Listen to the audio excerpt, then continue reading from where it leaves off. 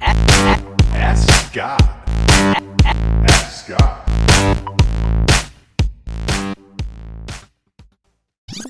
Hey Scott, this is Brendan in Colorado Springs. I love the podcast, and I just had a quick question about sourcing.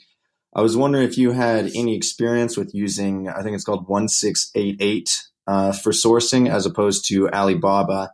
The reason I ask is because I speak fluent Mandarin, and I thought it might be advantageous to go directly through a Chinese sourcing site because I thought maybe I could get better prices or something like that. But I was wondering if you had any idea whether or not this was true, and if not, can you think of any other ways that a Mandarin speaker could leverage this skill to their advantage as an FBA seller?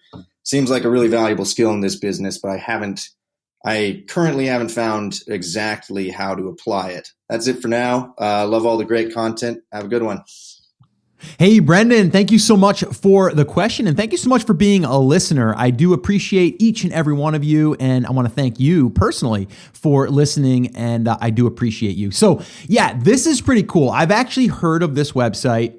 I've never looked into it myself personally because I don't speak that language, right? So I'm not going to do that. But you bring up a really good point. For anyone that does speak this language, why not, right? Like, I think that is an advantage for you, right? If with anything, I mean, if you're going to another country and you speak that language, you're probably going to have a little bit of an easier time communicating, and then from there reaching other people that people like me aren't going to be able to reach unless I hire someone like you, which also brings up another great point is, something maybe for you, maybe not, but that's an asset that you have that a lot of people don't have. You could hire your services for just communicating with these people and sourcing products. Just another random thought that I had popping in my head as I'm sitting here doing this. And if you and I were having that cup of coffee together, that's what I'd be saying. Like, man, Brendan, maybe you could do this also for other people and charge a little bit of a fee. So this way here, you can also raise some capital to fund your private label business. So again, there's a lot of assets that we have that we don't even realize is a huge asset. But anyway,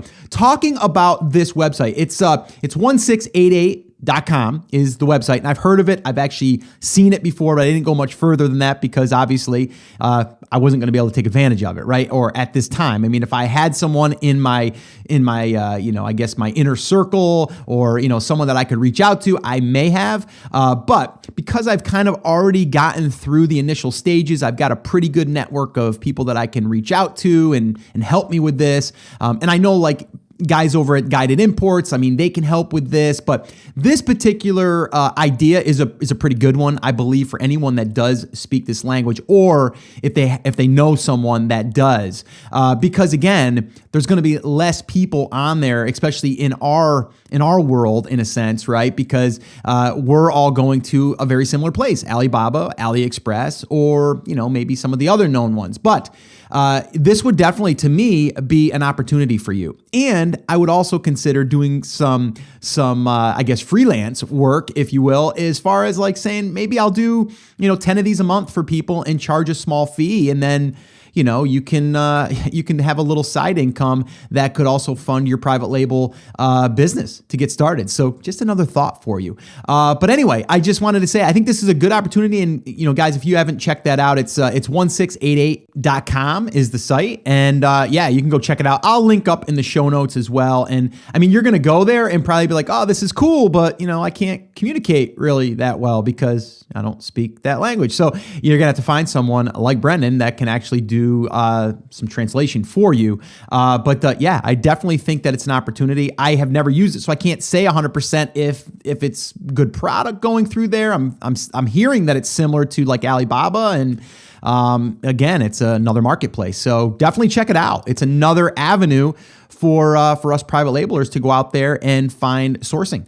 And check it out. So Brendan, thanks again for the question. Good luck, and let me know how you make out. I really like to know after you've used their site. Well, hey there. Thank you so much for listening to that episode of Ask Scott. Now, that was just a highlight from one of our full episodes where I generally answer 3 to 4 questions on a podcast. if you want to go back and listen to all of the past archives of not just the Ask Scott session, but all of the full episodes where I do interviews with top Amazon sellers, people starting from scratch and building a business, if you want to listen to any of those episodes, head over to theamazingseller.com and you can find all of that over there. You can also find details there on how you can ask your own question and get it aired on an upcoming Ask Scott session and possibly see it here on YouTube or just on the podcast. All right, so definitely head over to theamazingseller.com. There's tons of resources over there for you to be able to build your e-commerce and Amazon business, so definitely go check that out. Now, I just wanted to remind you one thing before I let you go. There's a lot of information out there, and some of it is really, really good.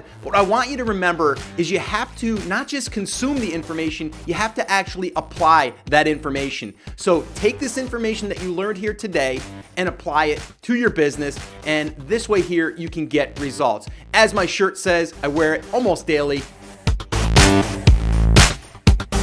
Take action. We'll see you guys.